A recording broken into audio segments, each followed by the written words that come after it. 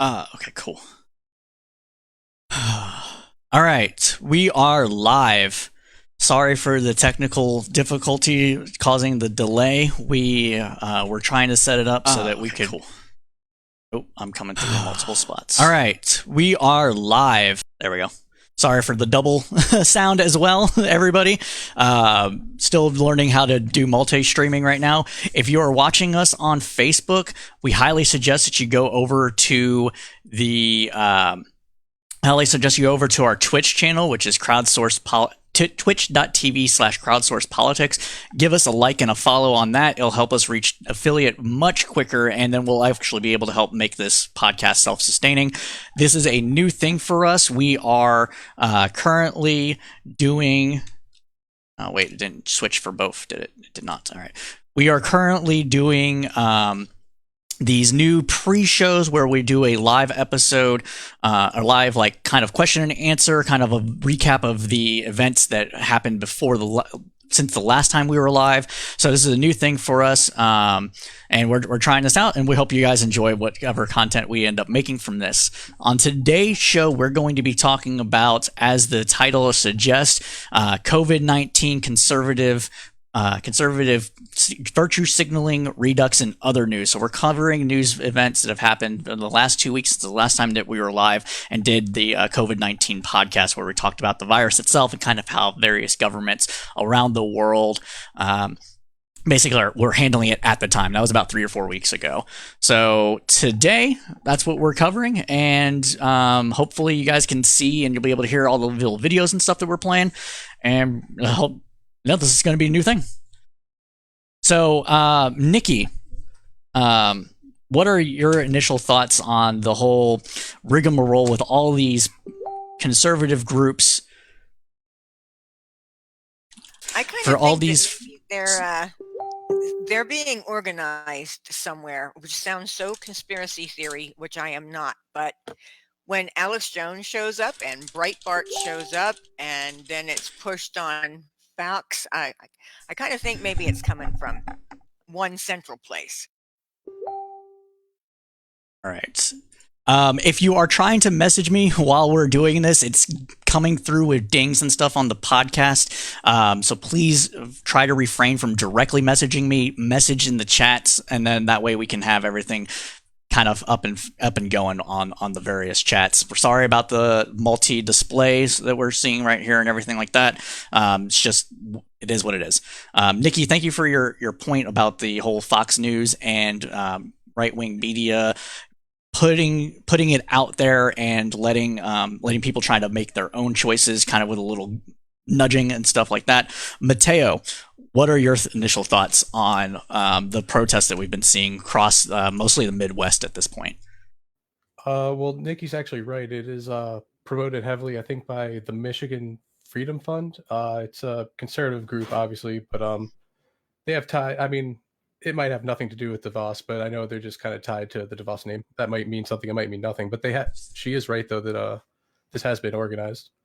But as far as my thoughts on it, I would say they're probably the crispiest of hypocrites you could find. I bet you during the protests when you saw like the Black Lives Matter thing going on when people were blocking traffic, they're probably like, "Oh, how dare they?"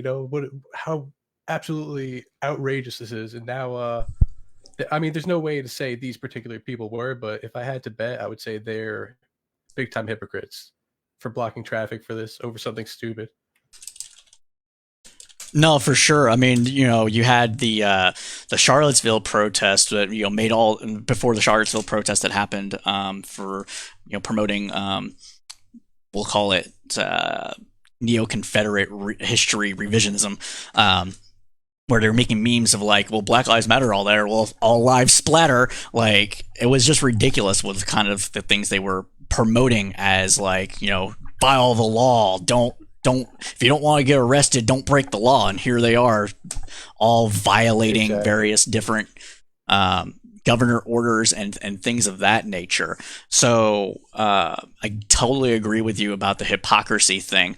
One of the things that I wanted to ask questions about is for these protests is, do we think it's primarily grassroots, Or do we think this is like AstroTurf rolling out and various groups are funding it and giving people money, hitting donors or email lists and say, hey, everybody, show up at this time, and then we'll make a whole thing out of it and force the economy to get back open? Or is it grassroots? Is this real people out here, voicing their actual concerns that they are not in any way tied to some grand or larger political thing? Oh, it's AstroTurf. It's absolutely AstroTurfing.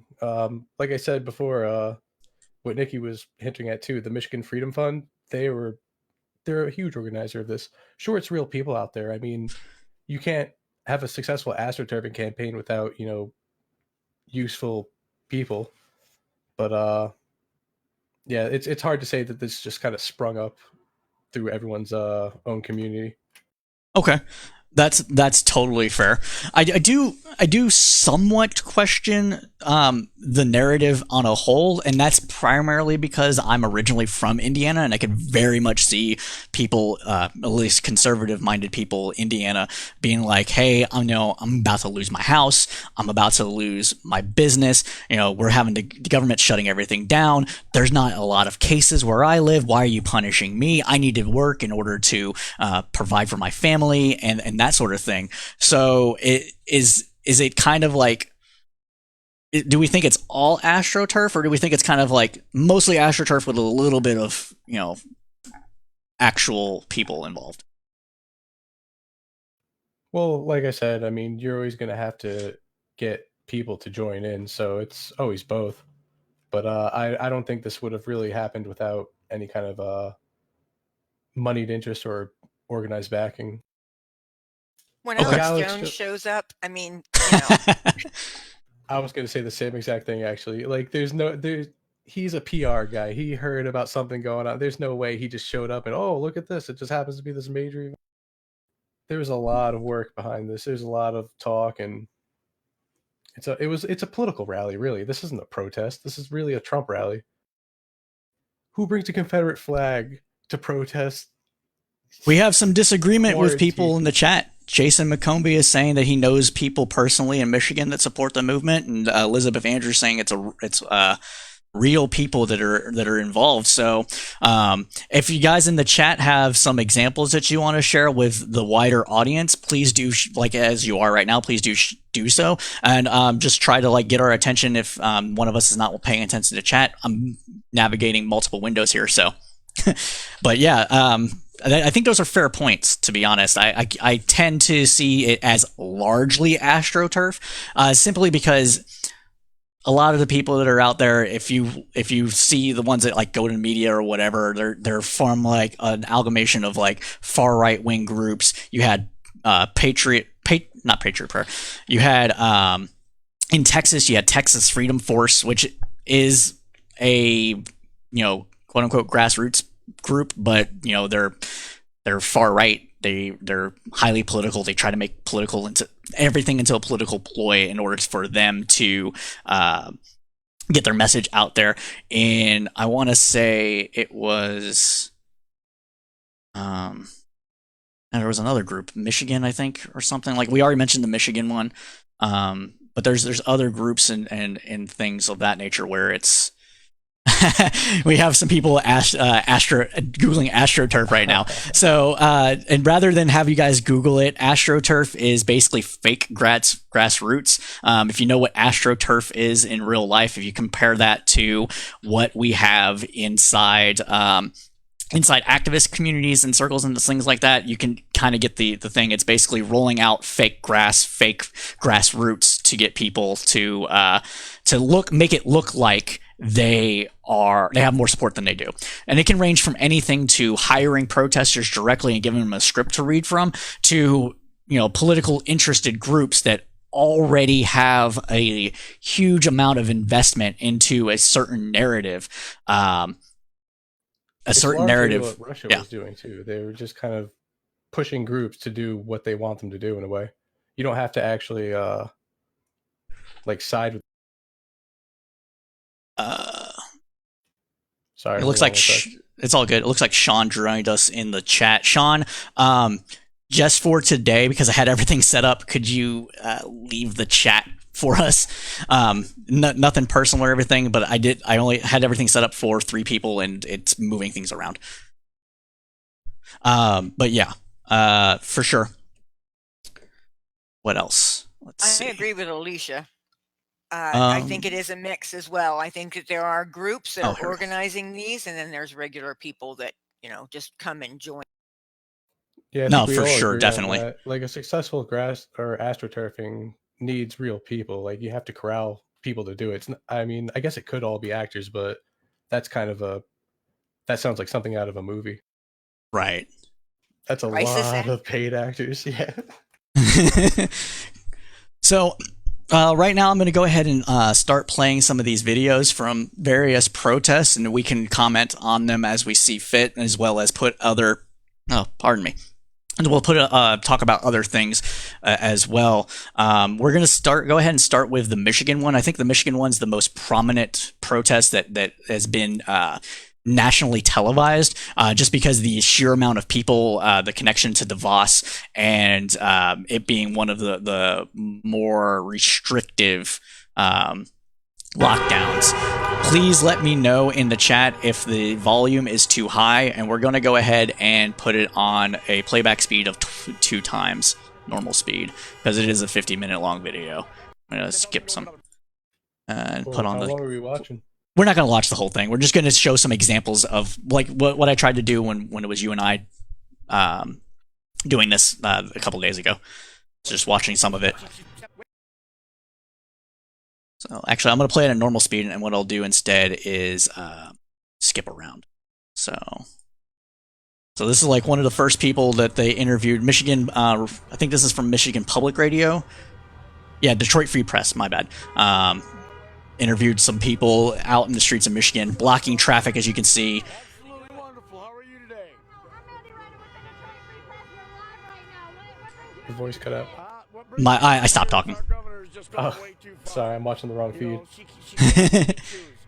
You can't lock us out of one place and then tell us we can go into another place. She's overstepped her boundaries. It's just the American people and the people of Michigan are standing up. We're letting them know what's going on. We aren't going to put up with it. Thank you. Have a nice day. I'm live from the Detroit Free Press. Are the militia the answer? All right, skipping around. Know where some of this stuff is, because I watch this video pretty thoroughly. So you can see in the video, there's militia members, part of the 3%. Let's see, what is it? Tell everybody that's watching this live. Thanks for joining us out here, everybody. Here is who are the militia, the answer. Every able-bodied person in the United States is the militia, except for a few select politicians. That means every one of you.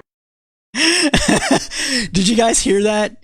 I don't know if everybody heard that, but this particular militia, quote unquote militia member, said that everybody in the United States is actually part of the militia and the militia movement, except for some key politicians. I wonder who those people are.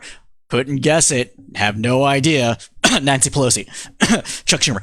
But so yeah, how can we square this? Like, not square, but how can we make sense to bridge this gap between what some of these people say and the not necessarily reality, but like from our perspective and theirs? Like, how do we bridge these gaps? I kind of want to talk about that a little bit in this. I mean, Can we bridge that gap? I don't think we can bridge that gap. I think there's a subsection of the country that are simply lost to facts, truth, and reality. Oh, I lost audio for you guys there. Can you guys hear me? Yep. Okay. Nikki, can you? Okay, you just finished your point. My bad. You might have cut off at the end of the bit of it. Can you go ahead and repeat yourself? I think that there is just a subsection of this country that is lost to truth, facts, and reality. I think they're lost to us. I don't think we can bridge to that group of people. But I mean, how large of a percent of the population is lost? Do you think? If we're talking, 30%, that's a significant number, and that causes problems. So there has to be, like, if it's large enough, we have to figure out a way to do that, or there's going to be major issues. I don't think it's 30%. I mean, I don't really know what it is, but I could imagine like the Trump base is not as prevalent as it might seem. Like these people, you're never gonna, like Nikki said, you can't reach them. You're just not gonna be able to find any common ground without selling out your principles. Yeah, it's just not worth trying to reach them. They're just fringe element. They're a fringe element as far as I could tell. Okay, He was installed with 26.7% of the electorate in 2016. Right. I mean, how many of them have left? I don't know how many have left. I'm talking about these people at the protest. People who are talking about this thing being a hoax, waving Confederate flags, talking about something about a militia and Pelosi and Schumer. I don't think that is the 26%, even though might be a surprising chunk of it is.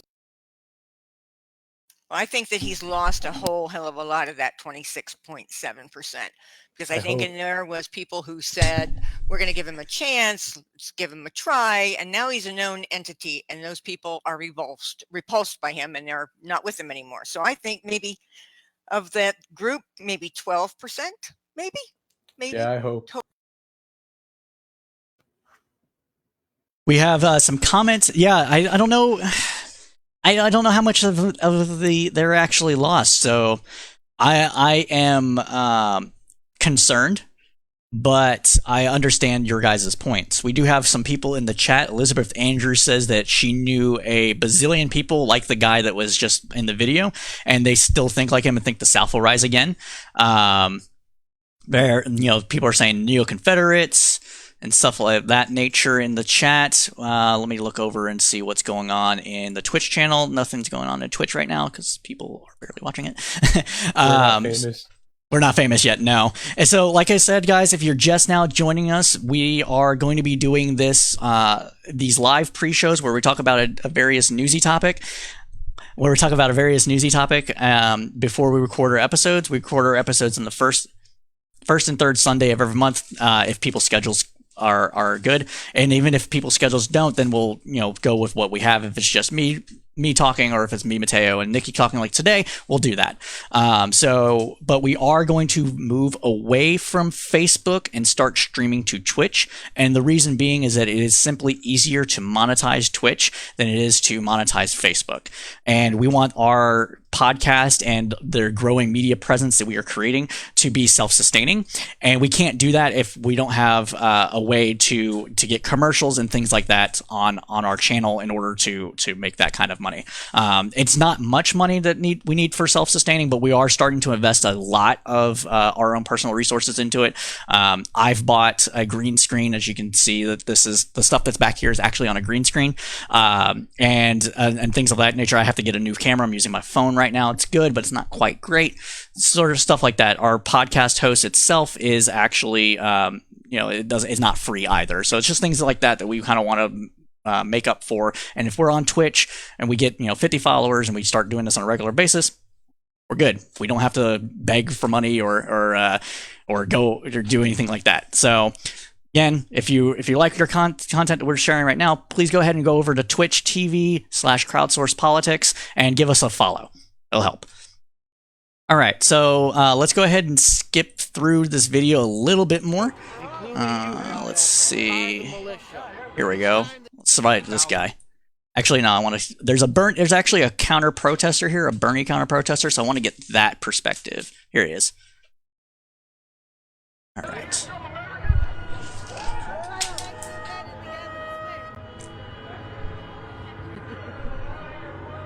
It's this guy in the blue hat.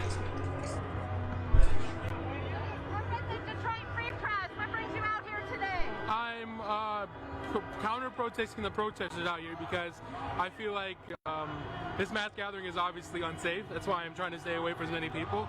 But it also it's not right to me to come out here and protest somebody who's trying to save our lives. Michigan is the first in death rates right now in the United States for coronavirus and the COVID-19, and our president's calling it the Chinese virus right now, and that's why they think they have a right to come out here and protest it, because she disagrees with the president on a lot of things, and obviously a lot of them are wearing MAGA hats, a lot of them are wearing Trump 2020 hats, and I don't think that you riding a boat, I don't think you buying boats from the store, I don't think you being able to go out and pick whatever color plank you want from Home Depot is more important than saving lives. What city are you from? I'm from Grand Rapids. I drove over from Grand Rapids today. Midwest was congratulated last week for being one of the better spots where people weren't moving, weren't out. They were stopping the spread of coronavirus. But Michigan also doesn't know why we're so high in cases. And that's my problem with it, is that they don't understand that there's no research to back up the fact that if we open everything back up, it's going to be safe. They think if we open everything back up, they're going to get their liberties right. But the same thing happened in 1918 with the Spanish flu. Yep, sir did. Everything opened back up after the war, and a second pandemic wave happened. We had many more people die the second time around than the first time. And in Japan right now, they opened the government back up 3 weeks ago, and people are starting to get cases again.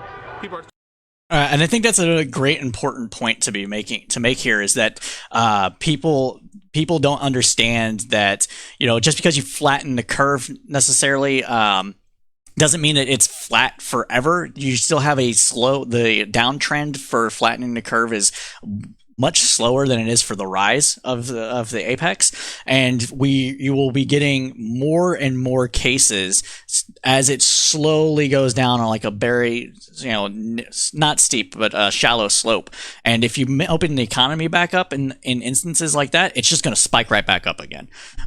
So thoughts about that? Like, what do we got to do to make these people see? Like, some people in chat said people just got to die. I don't agree with that necessarily. There's got to be something better than that, than just saying, well, just wait for people to die.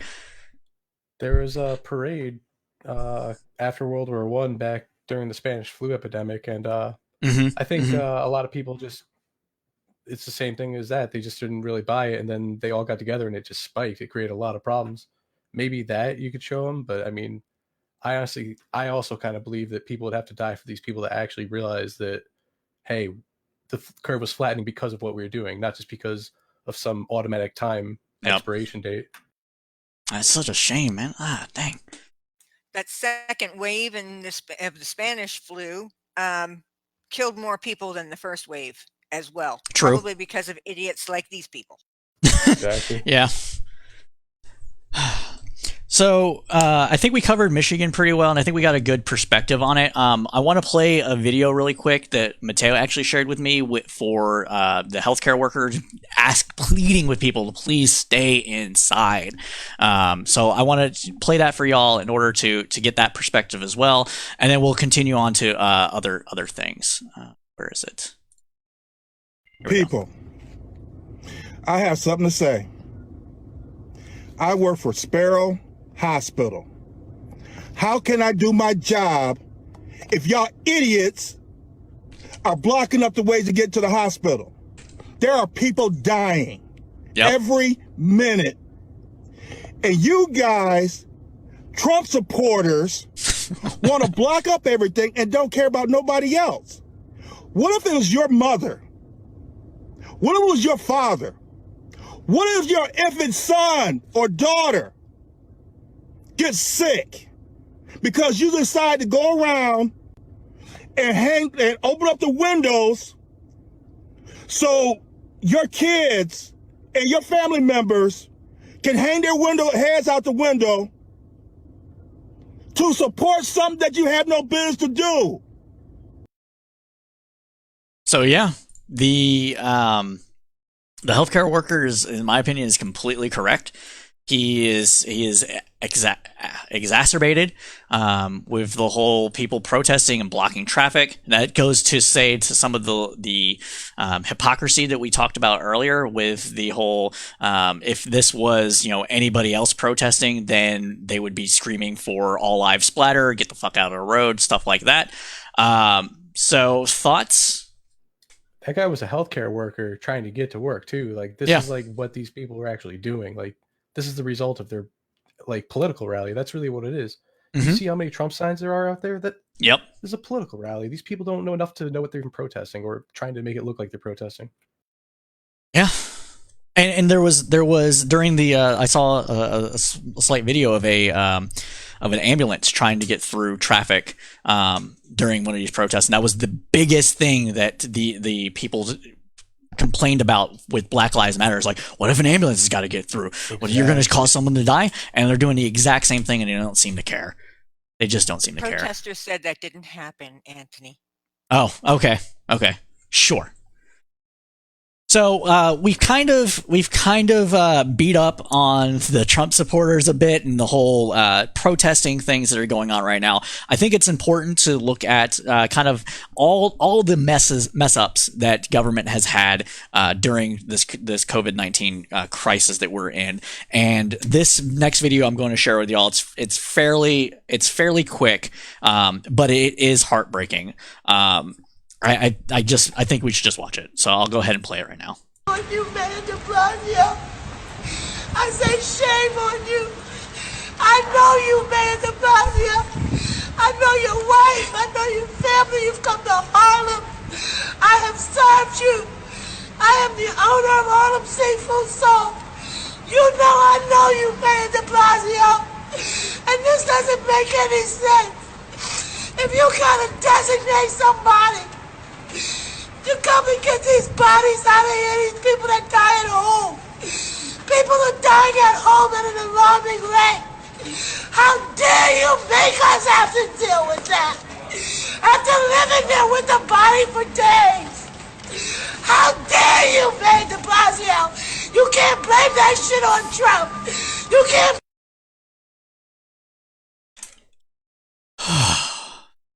Sorry, that yeah.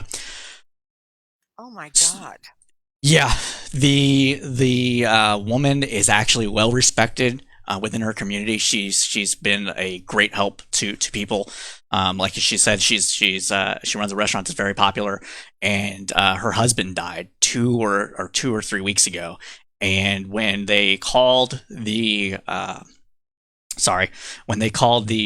medical personnel to come pick up the body, they said that they would be there within like 3 or 4 hours or something, and they never showed up. Oh my God. So, like, there is failure everywhere.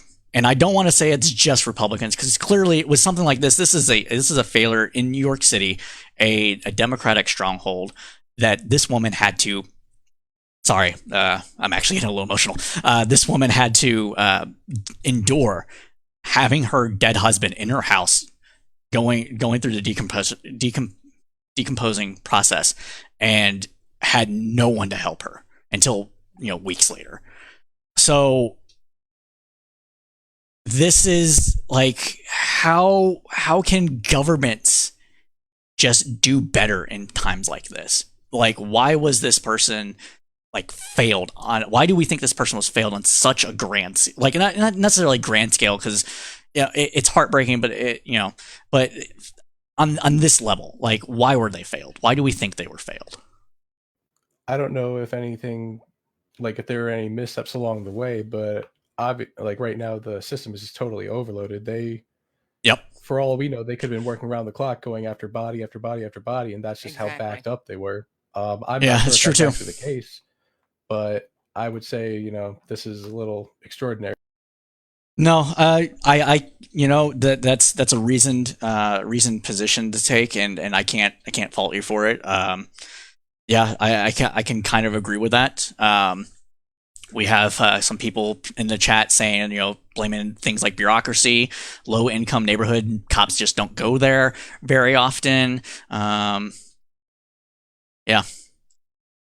So I don't know. Like the thing that people were suggesting to flatten the curve in order to like make sure that all our services weren't overloaded is exactly what the protesters we just watched are basically protesting against. So I don't know.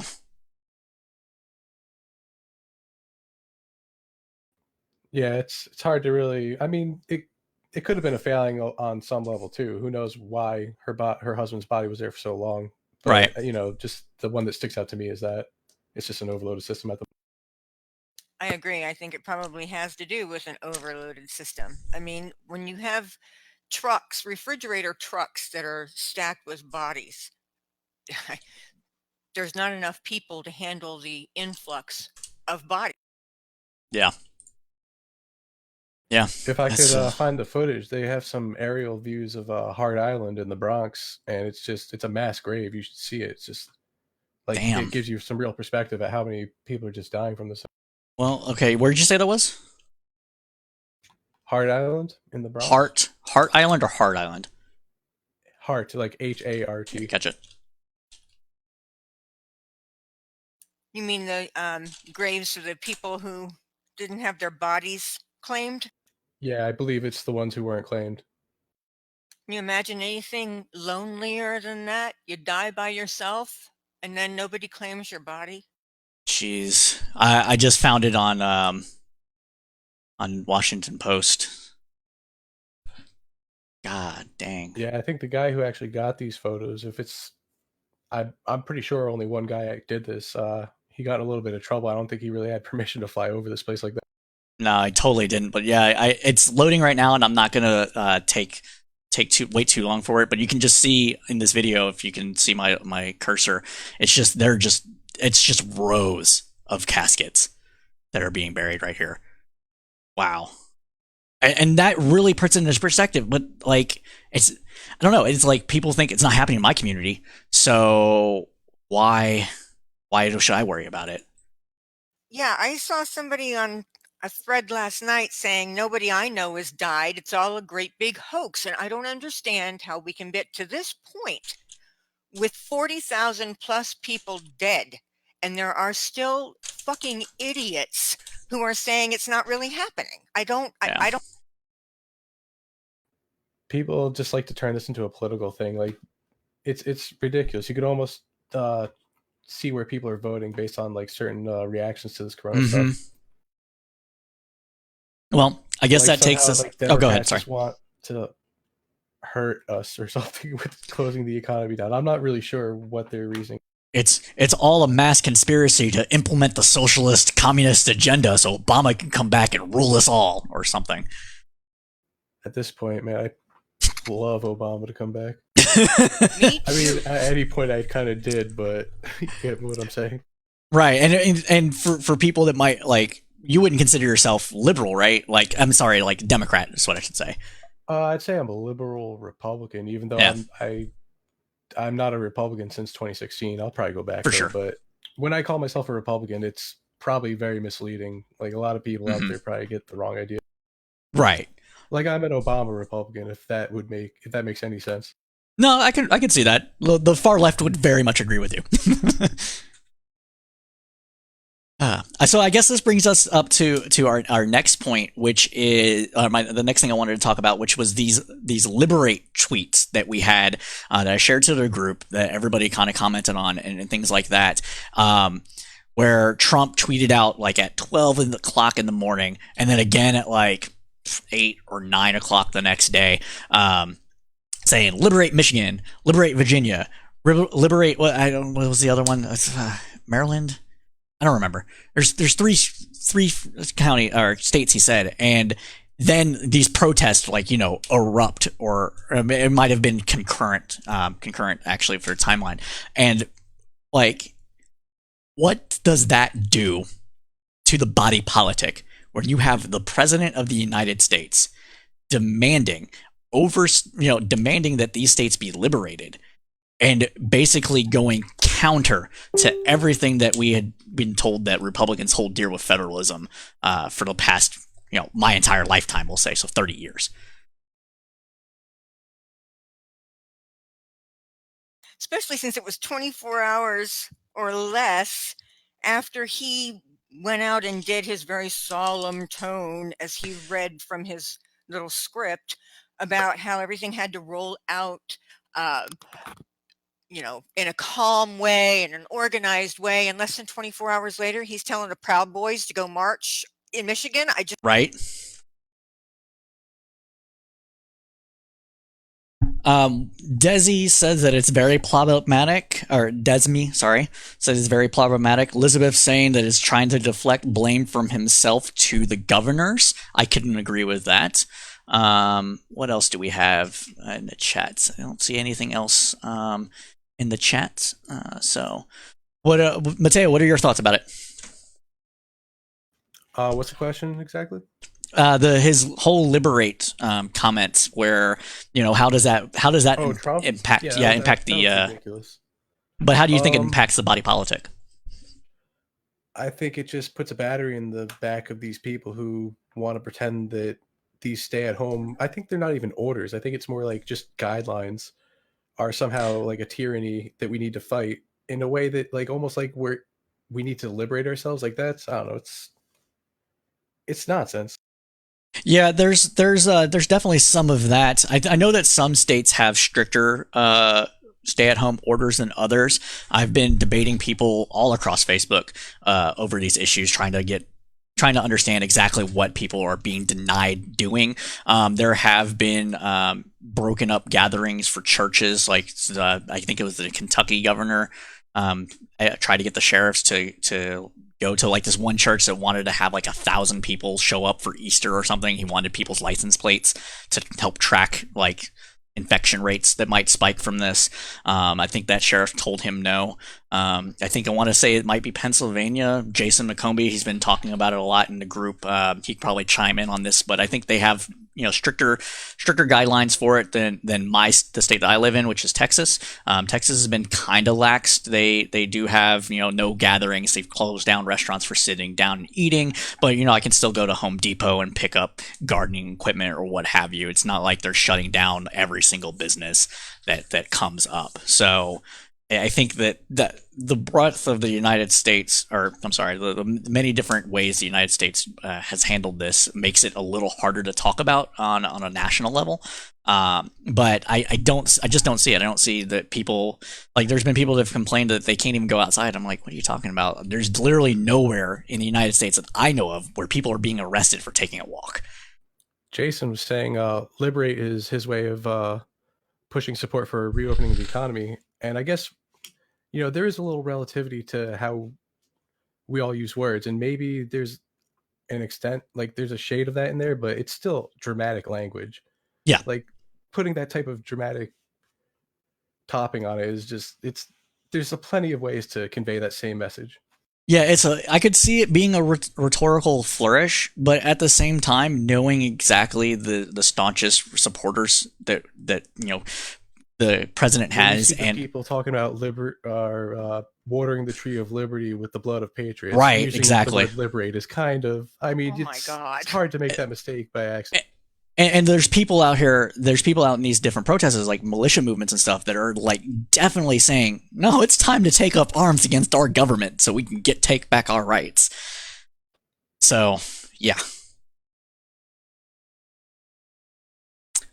So I think we're good about talking about COVID. Is there anything else that you all would like to bring attention to that has happened in the news lately? Maybe economic related. It can be COVID related, but not necessarily about what we've been talking about the last 40 minutes or so, that you want to bring up and talk about. Give it a little bit of a delay. And also, people in our various chats, please go ahead and ask any questions at this time that you might have. We're open to anything as of right now. This is primarily the kind of thing that I wanted to get into and address. So if you have any questions for us, please feel free to ask.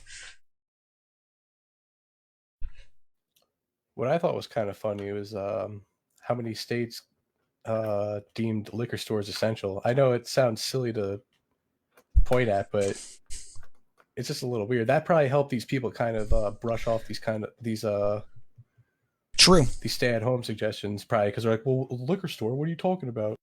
Yeah, I could see that being like kind of It the doesn't really thing. give it that much credit when you look at it that way. It's like, how in danger are we? Where it's like, whoa, keep the booze flowing, though. It's not like we're saying, yeah, And it's not like grocery stores carry alcohol now. exactly. Not It's in not New like, Jersey. Oh, not in New Jersey? Oh man, you still have those blue laws where the alcohol association makes it to where you can't buy liquor at a grocery store. Mawa shuts down on Sunday still. I think. Blue laws are the worst. But yeah, no, I think that's a great point. We have Jason McCombie asking a question. So, what are reasonable restrictions? And I think he wants to know like what we as the podcasters think are reasonable restrictions to put onto the shutdown.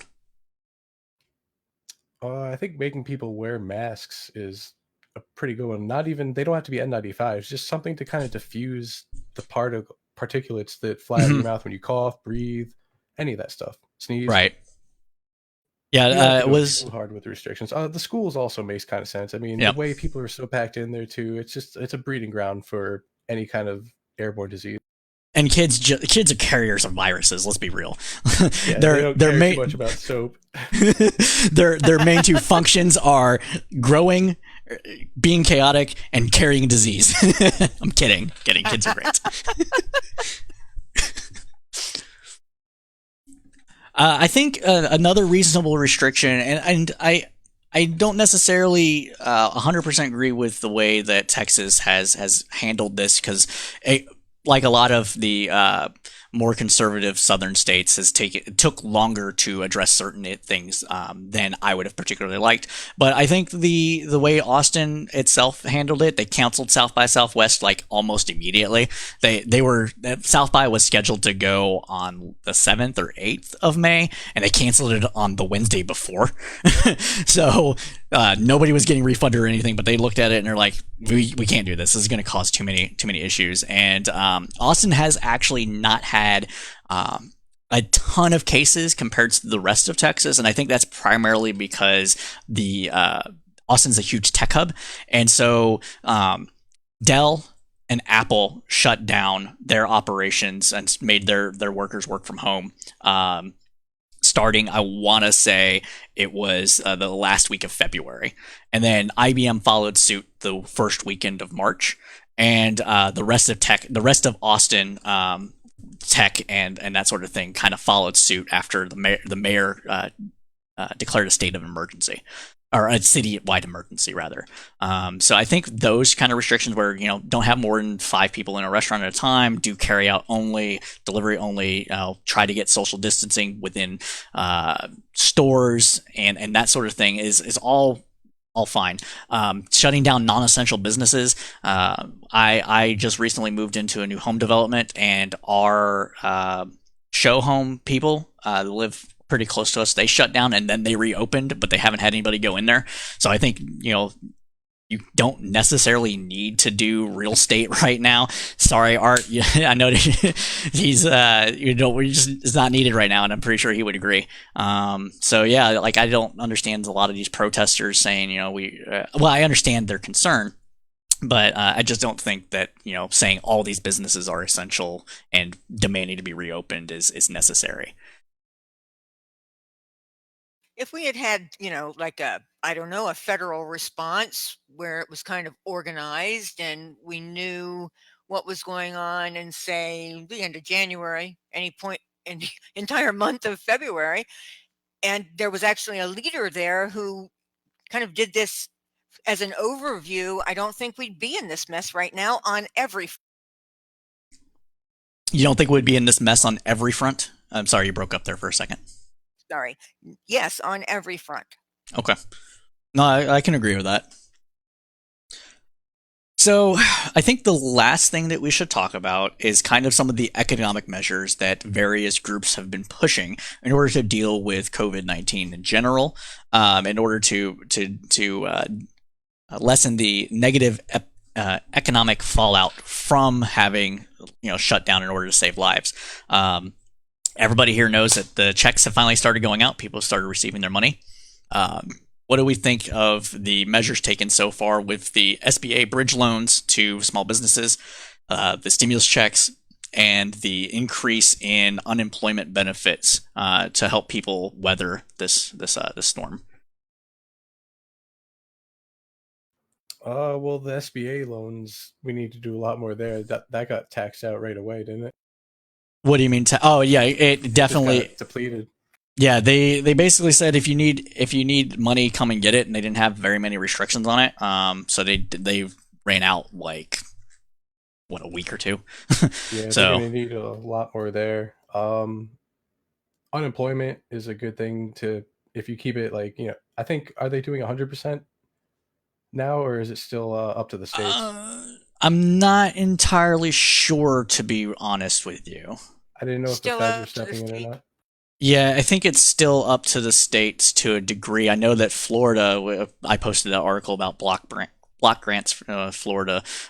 They're still restricting how much they give. I think Florida might have increased it by like 2% or something ridiculous, but they didn't do very much with it.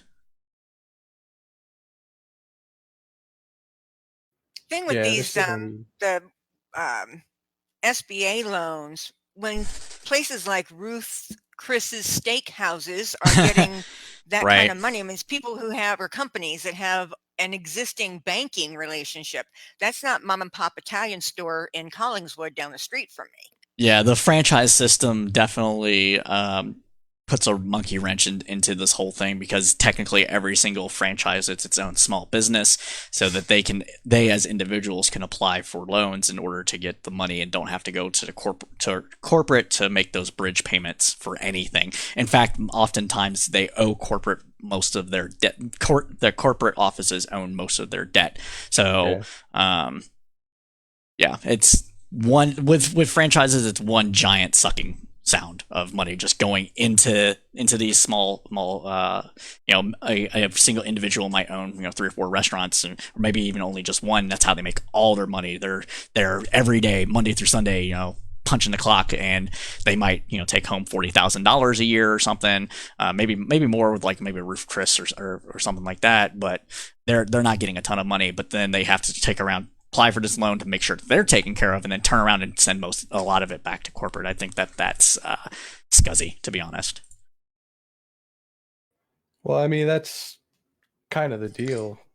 They're using McDonald's. Let's use McDonald's as an example. They're using all of their logos and IP for all that stuff. Oh no, I get it. I'm just saying, like, yeah, the corporate should be helping out rather than sucking the money out. That's what I'm saying. Like, they have buffers and stuff like that. So I think that it's kind of scuzzy. If they should. Yeah, they should be doing something. All right, I'm gonna check say though, Go ahead. because like a lot of people see money going towards like these names, and they think it's like McDonald's really getting it, even though indirectly Right. a lot of it does go there. These people are just essentially their own business with a contractual obligation to buy their lettuce and their bread from, again, using McDonald's as an example, McDonald's. Right. So it's not as much. I don't know. I think it's really complicated with franchises. No, that makes total sense. I can agree with that for sure. Have these windows open. So we have a comment from Alicia. The unemployment benefits are great, but I know personally that many, like myself, are irritated that the unemployed are getting more than what essential workers are getting while working longer hours. How is something like that possibly redressed? That's actually interesting labor economics too. I mean, when you think about it, you're almost like reducing the supply of labor or motivating it to like people to hold off on it.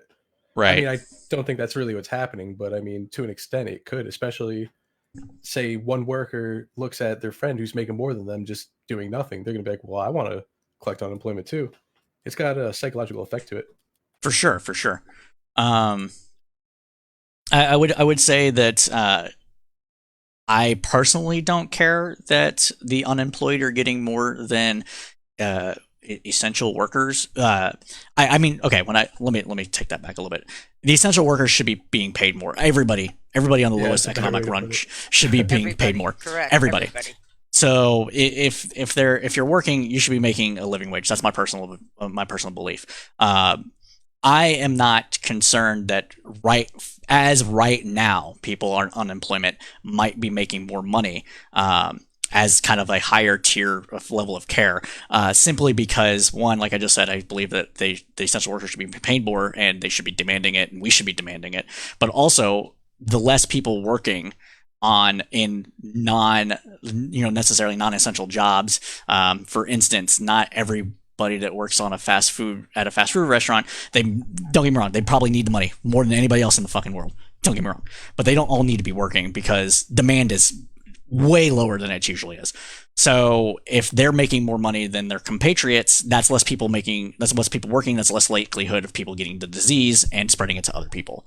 So it's not a problem as long as the people who we do need to work, because we're calling them essential because they're essential. As long as we have enough of them staying on the workworkse, we're fine. But right. I don't know. It depends. You got to look at it from their perspective. I mean, I could, amount of money, or more actually. Right. Staying at home and being safe.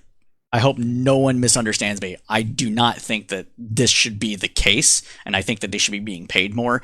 I'm just at a hierarchy level of concerns. It's not up there for me right now. That's all.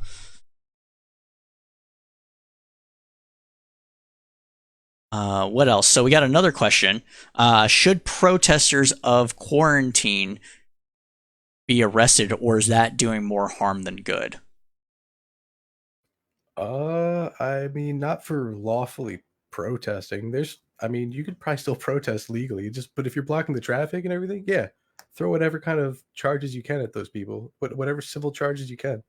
I would say protesting, sure, whatever, do it. Yeah. I would say that throwing them in jail or prison is probably counterproductive to lessening the curve, because that's just more people in tighter spaces.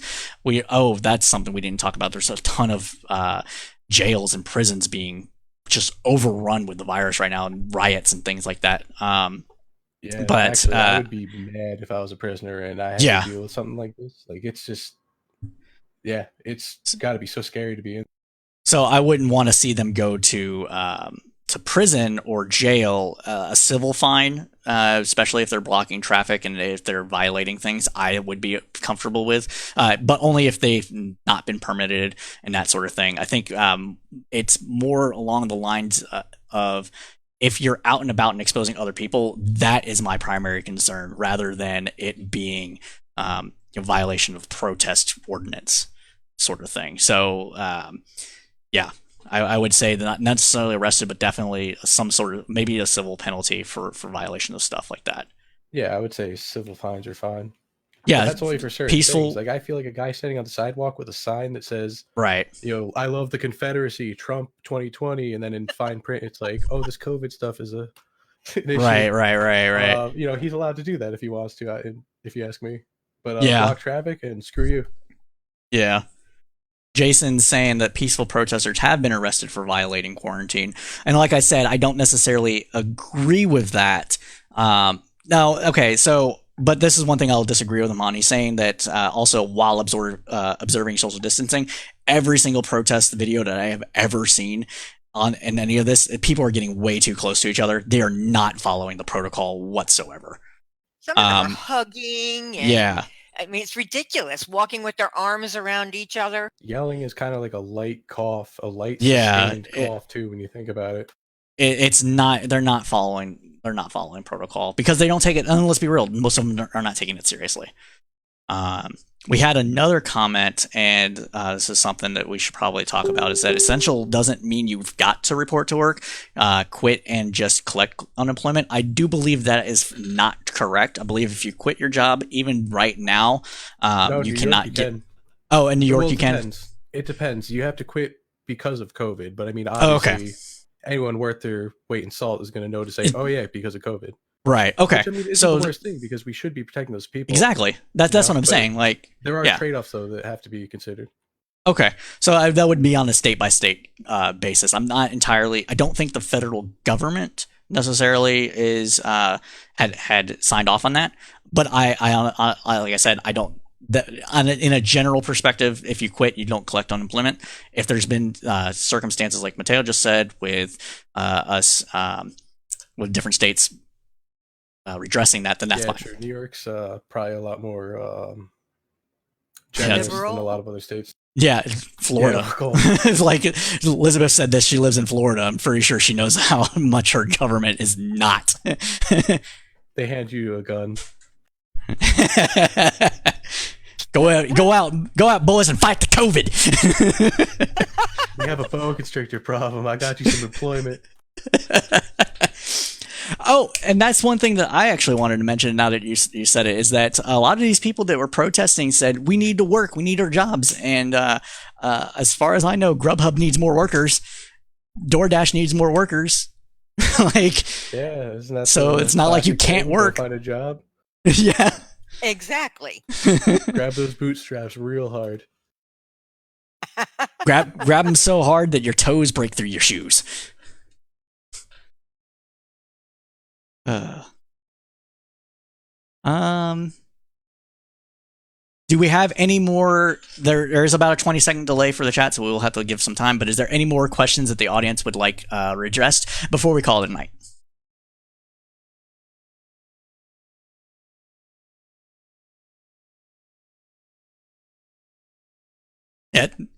Yep. Instacart too.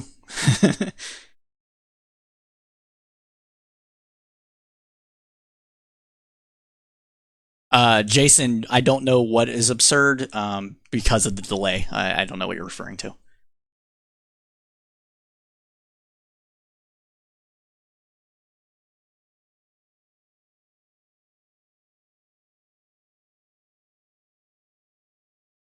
All right. Well, if there isn't any more questions, we greatly appreciate you guys joining us on our first pre-show recording of the Crowdsourced Politics podcast. If you like the commentary you heard here, please be sure to like, comment, and subscribe to all of our channels.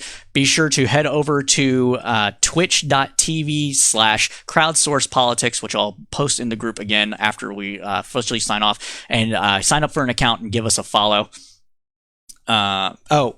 Patrick asked a question that I missed. What was the question? Can anybody know it?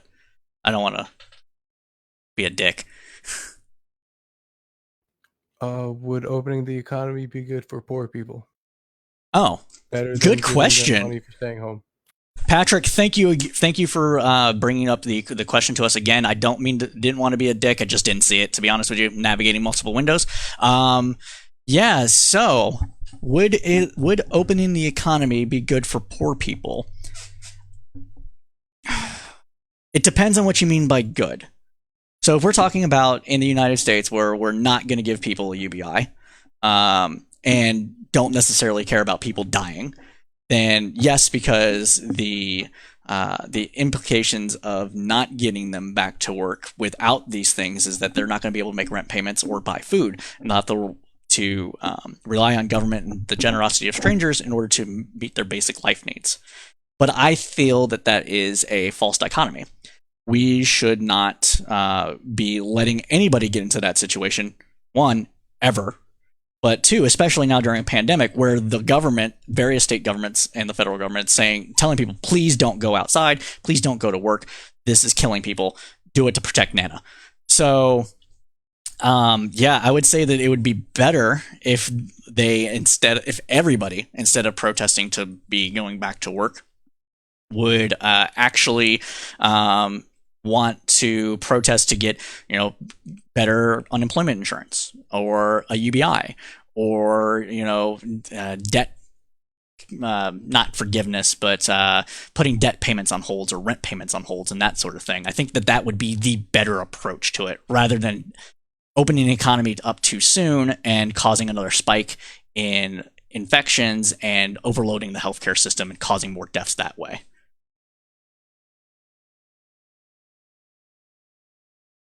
Yes, I agree. They would be more likely to die due to exposure to the disease and lack of ability to pay for the medical care. I agree with that. Completely 100% true. Mateo, Nikki, do you have anything you want to add to that? Not me. I'm good. Yeah, I'm pretty good. All right. Well, guys, thank you again for so much for joining us today. Please be on the lookout in the Twitch, or I'm sorry, in the Crowdsource Politics podcast group for a link to our Twitch. We'll post it over on the page as well for people that are joining us on the page to watch this. And give us a follow. We'll be slowly getting away from using Facebook and going only to Twitch to make these a little bit better and to make this endeavor self-sustaining. So be sure to catch if you haven't listened to the latest podcast yet, please do so. We talk about modern monetary theory, which is a very important subject to be talking about, especially during COVID-19 with the economic stuff we just covered. And like always, keep your head up through the political storm.